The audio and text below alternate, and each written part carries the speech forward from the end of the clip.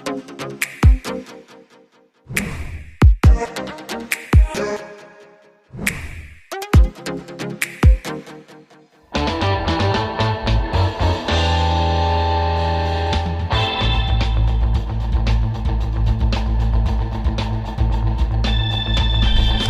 teman-teman, selamat datang di Keluarga Abadi, channel yang akan ngebahas banyak hal bagi keluarga muda, dari mulai jalan-jalan, makan-makan, chit-chat, tips, dan juga review barang-barang yang bermanfaat dengan harga merayap.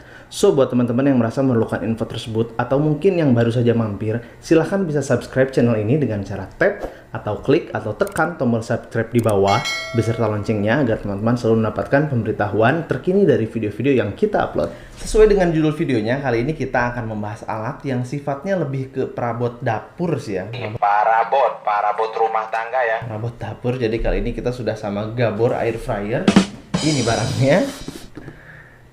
Di sini saya hanya mengulas produknya saja tanpa unboxing terlebih dahulu karena memang unitnya udah pernah kita buka dan dicoba. Dan sebelum masuk ke materi ulasan, saya akan jelaskan dulu apa itu air fryer.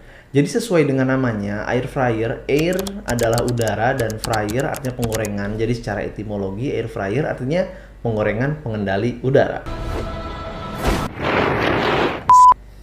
Jadi air fryer adalah penggorengan udara atau dengan media gorengnya menggunakan udara. Kalau misalkan dulu-dulu kita ngegoreng itu pakai minyak, ada juga yang pakai pasir untuk kerupuk itu kalau nggak salah ya. Nah, air fryer ini dia menggunakan udara sebagai media gorengnya. Nanti dihembuskan udara bertemperatur tinggi ke makanannya sehingga makanannya matang. Di beberapa metode pemasakan nanti emang sebenarnya kita masih pakai minyak sih ya, tapi yang jelas jumlahnya akan jauh lebih sedikit dibandingkan ngegoreng konvensional. Kesadaran hidup sehat membuat teknologi menciptakan alat ini, karena dengan alat ini kita bisa menghemat minyak sampai 90%. Lalu kenapa harus Gabor? Pertama karena flash sale di Shopee 12 kemarin itu adanya cuma merek ini doang, air fryer yang dijual. Terus yang kedua karena air fryer merek lain itu sudah banyak di review sama channel YouTube lain. Yang ini masih jarang. Terus yang ketiga, karena harganya paling miring, bahkan lebih murah dari Mitochiba ya. Walaupun sebenarnya dari Gabor sendiri menawarkan banyak air fryer yang harganya mahal, tapi tentunya dengan spesifikasi dan kapasitas masaknya yang lebih besar. Dan alasan terakhir kenapa kita pilih unit ini, karena unit ini mengkonsumsi daya paling rendah atau istilahnya low watt ya, hanya sekitar 1000 watt. Jadi langsung aja, barang ini sudah saya unboxing sebelumnya tentunya. Lalu kita mulai mengulas barang ini dari kardusnya dulu aja ya. Ini kemasan kardus dari luarnya menggunakan kardus standar berwarna coklat dengan tinta hitam.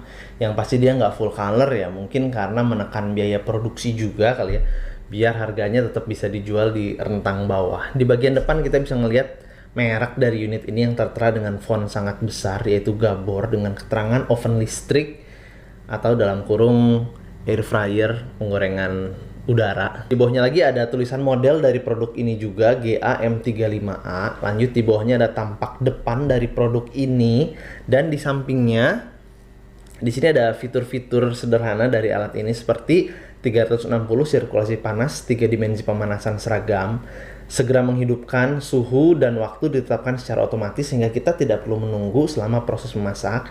Juga kapasitas 3,5 liter dan 6 jenis menu fungsi dari alat ini gitu ya. Kalau kita geser di sebelah sini, kita juga bisa lihat ada spesifikasi dari alatnya, mulai dari dimensinya, berat bersihnya yang kurang dari 3 kilo, total daya sekitar 1000 watt, dan seterusnya. Di sini lengkap sekali. Kita putar lagi, ini sama kayak permukaan yang awal, dan di sebelah satunya lagi di sini ada fitur juga ya, dimana di sini ada keterangan desain pegangan yang anti panas, pegangan anti lengket, juga memori mati otomatis gitu ya. Di bagian bawahnya di sini ada keterangan perusahaan yang produksi alat ini, dan ya pasti ya dengan harga seperti itu kita tahu ini bikinan mana. Kayak gitu, dan langsung aja kita lihat dalamnya seperti apa ya.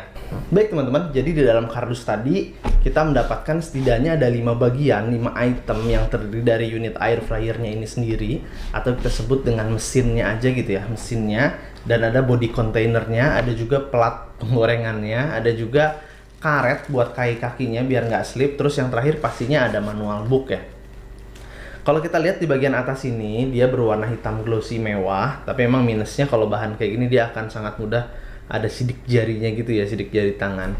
Ada keterangan makanan apa yang perlu dimasak dan berapa waktunya yang dibutuhkan sampai makanan tersebut matang. Karena suhunya ini udah otomatis di setel 200, kita jadi cuma fokus untuk ngatur waktunya saja. Di bagian bawah sini ini ada settingan untuk timernya, dia menunjukkan angka 0 sampai 30 menit waktu pemasakan. Juga di bagian samping unitnya ini bodinya berwarna hitam doff dengan handle pancinya berwarna orange dangdut glossy, selaras dengan putaran timernya warnanya sama ya. Itu. Terus seenggaknya di sini ada 8 bagian penting yang harus teman-teman tahu. Yang pertama, indikator dari unit ini kalau misalkan udah dicolok ke listrik, di bagian sini atas dia pasti akan menyala. Yang kedua, ini putaran timer tadi yang sudah saya jelaskan sebelumnya, dia untuk mengatur waktu dari 0 sampai 30 menit waktu pemasakan. Selanjutnya di sini ada handle dari kontainer atau panci penggorengannya, ini tinggal ditarik keluar aja.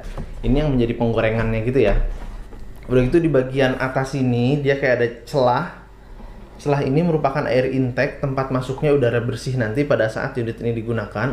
Udara bersih jadi masuk laut sini, dirubah temperaturnya panas, dihembuskan ke masakan. Di sini di belakangnya dia ada air outlet juga. Di bagian belakangnya ada air outlet. Jadi pada saat digunakan, sisa hembusan udara panasnya itu keluar dari bagian belakang sini. Terus di sini di bagian belakang juga ada power supply untuk menghubungkan ke listrik. Terus di dalam kontainernya dia terdapat penggorengannya dengan coatingan anti lengket. Jadi teman-teman jangan khawatir kalau misalkan nanti masak, yang pasti alat ini sudah dilengkapi dengan anti lengket. Terakhir ya mesinnya, memang unit ini terlihat sangat minim fitur sih ya, tapi ini bukan sebuah kekurangan, bahkan ini menurut saya adalah sebuah kelebihan karena user tidak perlu banyak-banyak setting. Temperaturnya udah di set di 20, kita tinggal setting waktunya aja, apa yang mau kita masak, kita setting waktunya di berapa. Kalau teman-teman pengen yang versi ribet ya beli unit yang modelnya di atas ini ya, dia bisa ngatur suhunya, bisa ngatur waktunya, makanan apa yang dimasukin dan sebagainya. Saya sarankan terakhir sih teman-teman harus membaca manual booknya karena nggak tebel kok, dia tersedia dari banyak bahasa dan ada bahasa Indonesianya.